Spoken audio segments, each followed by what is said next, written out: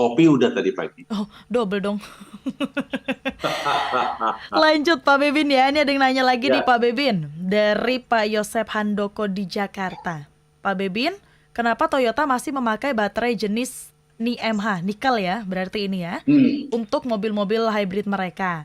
Padahal jenis baterai tersebut adalah produk lama dan kurang efisien dan tidak memakai baterai jenis lithium ion yang merupakan produk baru. Sedangkan merek lainnya tidak ada yang memakai nikel. Wih, ketawa nih Pak Bebin. Eh, saya hanya berpikir bahwa Toyota itu sangat berhati-hati. Sangat berhati-hati dalam arti ketika ada teknologi baru, mereka akan memantau dulu positif negatifnya, untung ruginya. Bahwasannya sudah ditemukan lithium ion Ya. yang kemampuan daya tampung listriknya lebih besar, Toyota masih belum mau ke sana. Gitu. Tapi mungkin saja diam-diam Toyota melakukan eksperimen sendiri sehingga nanti akan membuat terobosan dengan baterai yang baru. Gitu. Oke. Jadi yang tidak sama dengan yang dipilih oleh dunia. Mhm. Kenapa saya katakan demikian?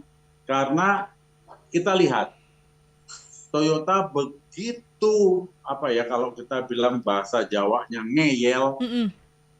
dengan hybrid karena mereka punya pertimbangan mobil listrik itu begini Ya. negatif poinnya. Nah, karena ya kita tahu bahwa Toyota ini adalah market leader di dunia, dia ingin sesuatu yang baru dan berbeda. Makanya mereka mengembangkan kendaraan hidrogen. Karena keyakinan Toyota adalah kalau mau listrik ya harus dilengkapi dengan teknologi hidrogen. Sama-sama ramah lingkungan, gitu kan. Si apa namanya mesin hidrogen inilah yang membangkitkan listrik, Ya.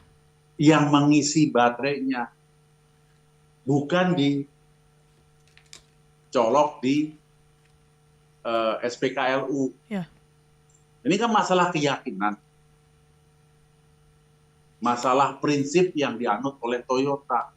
Saya melihatnya ke situ. Jadi dari contoh itu saya melihat bahwa Toyota tetap memilih nikat, jenis baterai nikat, karena kita tidak tahu bahwa R&D-nya mereka sedang diam-diam mengembangkan baterai lain yang tidak sama dengan yang dipilih oleh pabrikan-pabrikan yang ada. Ya. Nah ini yang ya kita sabar deh, tunggu kejutan dari Toyota. Mhm. Gitu. Diem-diem menghanyutkan. Dan kalau sikap soal mobil listrik saya lihat ini jadi apa ya seperti panutannya dari produsen-produsen Jepang. Kamu lihat Honda punya berapa mobil listrik? Gak banyak kan? Paling banter 1-2. Tapi kalau di sana sih hybrid ada, mobil kecil yang pakai hybrid juga ada Honda. Hanya tidak dibawa ke negara kita. Mazda punya hybrid. Saya nggak tahu Mazda sudah punya produk yang full listrik apa belum gitu. Nah ini saya melihat, saya mengamati ya seperti itu sikap mereka terhadap perubahan dunia. Bukan berarti produsen Jepang cuek terhadap satu polusi, dua bagaimana menghemat bahan bakar, bukan mereka tidak peduli dengan itu, tapi mereka ingin memakai caranya sendiri Ya. dan tidak ikutan arus gitu loh. Coba nanti kita lihat. Saya aja terkejut ketika contohnya mobil Mirai dari Toyota itu tahu-tahu sudah sampai di Inggris. Wah, emang mau diisi di mana itu hidrogen?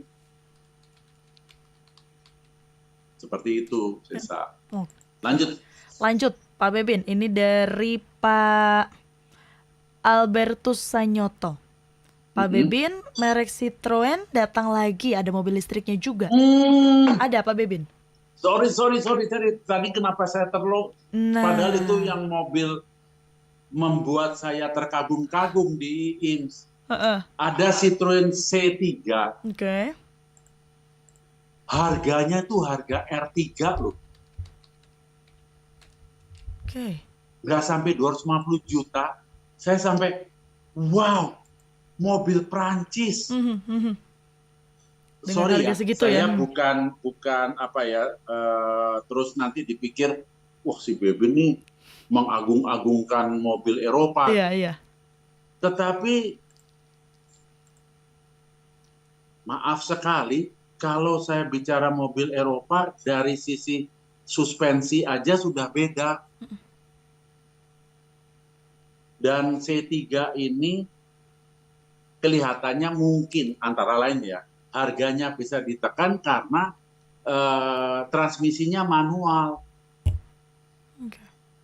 Tapi saya pikir ya nggak apa-apa juga manual, karena beberapa kali saya naik taksi online, itu mereka pilih yang manual. Kenapa Mas? Lebih irit.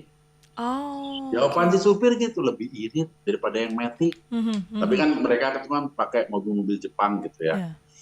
Entah berani nggak pakai mobil Citroen. Tapi saya pikir untuk pemakaian di dalam kota, C3 tuh, waduh, ukurannya compact, build quality-nya, maksud saya gini, kualitas dari produknya sendiri ya kualitas Prancis kan, bukan kaleng-kaleng, bukan abal-abal.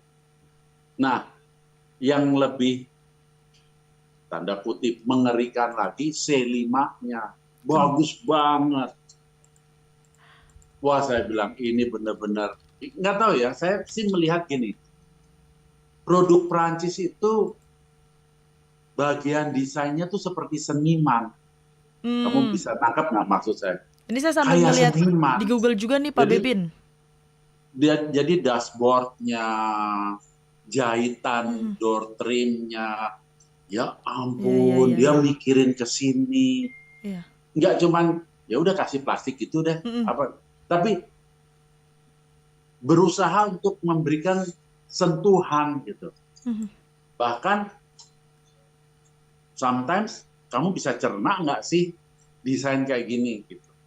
Karena multimedianya itu bentuknya trapesium. Biasanya multimedia di depan kamu itu kan kotak persegi panjang. Iya. Bukan kotak, persegi panjang.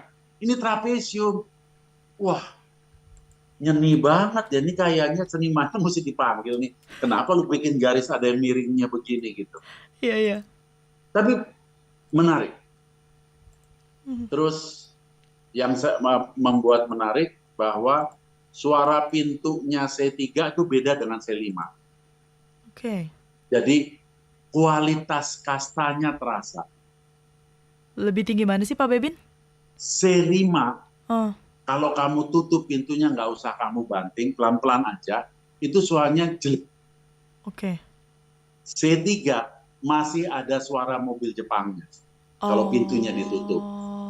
Jadi kalau C5 sih saya bilang ini Eropa banget nih, gitu kan.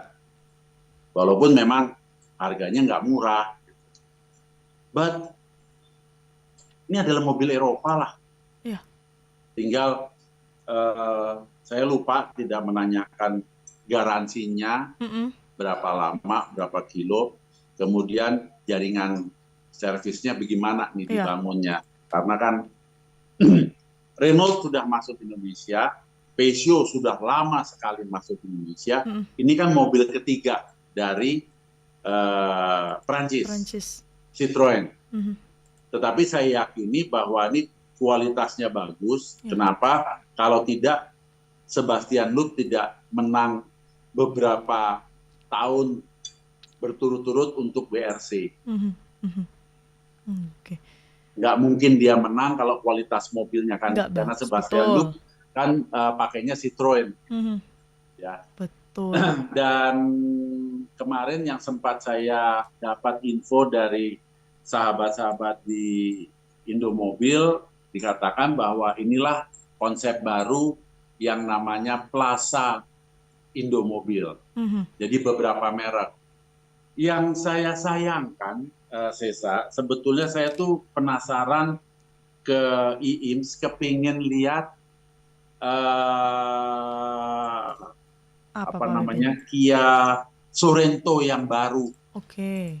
tapi tidak ditampilkan. Adanya Karen, Sonet, sama Carnival. Ya itu mobil-mobil bagus. Tapi saya penasarannya tuh Sorento baru. Mhm. Kemarin nggak Nah, ada ya? katanya dalam waktu dekat akan masuk di grup Plaza Indomobil itu. Mhm. Tambahannya adalah Fiat.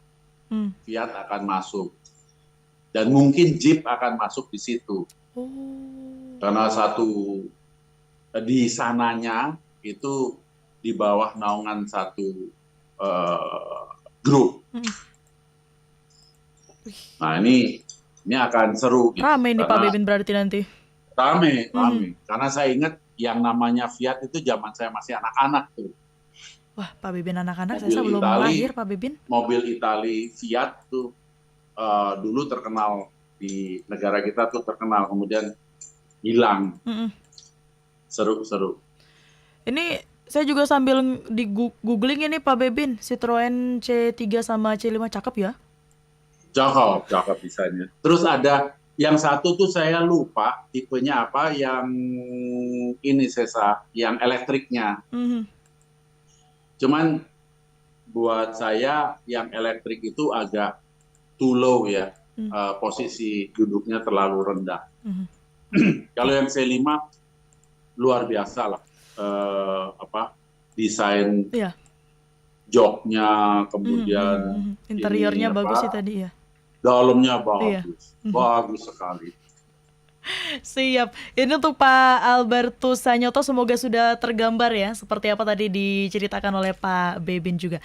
Pak Bebin, ini kita kembali lagi nih ke topik kita di awal. Kalau tadi di awal kita membahas tentang LCGC ya, low cost green car. Terakhir ini sebagai penutup, mungkin karena tadi kita juga membahas tentang subsidi ya, Pak Bebin, subsidi kendaraan listrik ini sebenarnya apakah akan mematikan LCGC dan kemudian gimana nih kabar dari perusahaan? Mematikan sih tidak. Oke. Jadi jangan berpikir negatif bahwa ketika pemerintah tidak lagi memberikan dukungan pada LCGC dan sudahlah, lupakanlah predikat LCGC itu lebih baik dihapus saja dari sejarah otomotif negara kita lah, karena itu sudah masa lalu menurut saya, udah nggak usah ditarik-tarik ke sini gitu ya. Udah jadikan aja sebagai kendaraan biasa gitu. Kemarin juga ada wartawan menanyakan, jadi mau dimasukkan kelompok apa ya? Biarkan konsumennya aja yang mau dimasukkan ke kelompok apa gitu ya. Nggak usah kita yang memberikan predikat gitu. Yang jelas dengan tidak ada dukungan dari pemerintah lagi, ya harganya akan naik. Kita tidak tahu akan naik berapa banyak gitu ya. Harganya pasti akan naik karena ya sudah selayaknya, karena dulu pemikiran saya kalau kita bicara LCGC ya masa iya kemewahan yang kita kenal saat ini tuh mau diadopsi di kendaraan tersebut. Yang carinya kan yang sederhana, yang memang membuatnya harga terjangkau dan tentunya tidak mengorbankan emisinya, gitu kan. Ngiritnya tuh bukan untuk mengorbankan emisi. Ya itu sudah saya pikir sudah menjadi masa lalu lah, Ya. sebagai catatan sejarah saja, nggak usah ditarik-tarik ke sini. Kemudian ketika pemerintah ingin melakukan subsidi, ya mungkin tadi kendaraan publik, taksi online dengan dibantu untuk berubah menjadi kendaraan listrik, Iya, kan menjadi lebih jelas gitu. benar. Tidak seperti sekarang, taksi online, oh dia tuh ternyata taksi online gitu kan, karena nggak ada identitasnya. Apakah dia Gokar, apakah dia Grab, nggak jelas gitu kan. Tapi ketika dia kendaraan listrik, kemudian ada identitasnya, tidak perlu seperti taksi plat kuning yang kita kenal pakai argo, perlu warna seragam dan sebagainya, gitu kan. Asal ada identitasnya, oh ini mobil listrik ini ternyata taksi online. Iya, Kenapa kok begitu? Karena dibantu oleh pemerintah. iya, iya. Saya berpikirnya seperti itu. Juga ojol, juga perangkat-perangkat logistik seperti JNE yang sekarang ini memaksakan memakai motor, bawa barangnya minta ampun, Iya. kayak diusir mertua kan. Kamu lihat itu karung kiri Iya, kanan, benar-benar belum Pak di Mimin. depan. Sometimes dia duduk di barang kiriman segala macam gitu kan. Saking sudah banyak yang harus dikirim gitu.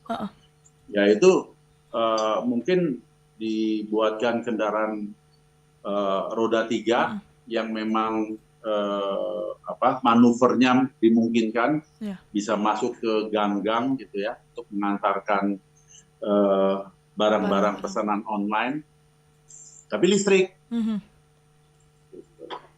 Dan ya tadi di awal juga kita mikirkan bus-bus, mungkin sekarang ini kan bukan cuma Transjakarta kan, di Semarang juga ada, di Solo ada, di Surabaya ada, bagaimana untuk secara bertahap beralih ke listrik. Saya pikir ya dengan berjalannya waktu sambil menunggu mobil-mobil yang yang memang untuk pemakaian pribadi, plat hitam bukan plat hitam sekarang, plat putih, bukan ini, ya pabrik-pabrik baru sih sebetulnya. Dan ya seperti tadi kita sudah bahas, tentunya kan subsidi juga bisa untuk menggairahkan hybrid juga sih. Karena intinya kan mengurangi pemakaian minyak bumi. Karena selama masih gencar memakai minyak bumi kan subsidi pemerintah kan besar. Di biosolar sama pertalite. Nah itu kalau bisa dikurangi karena peralihan ke kendaraan listrik kan lebih baik. Betul. Seperti itu sih pemikiran saya.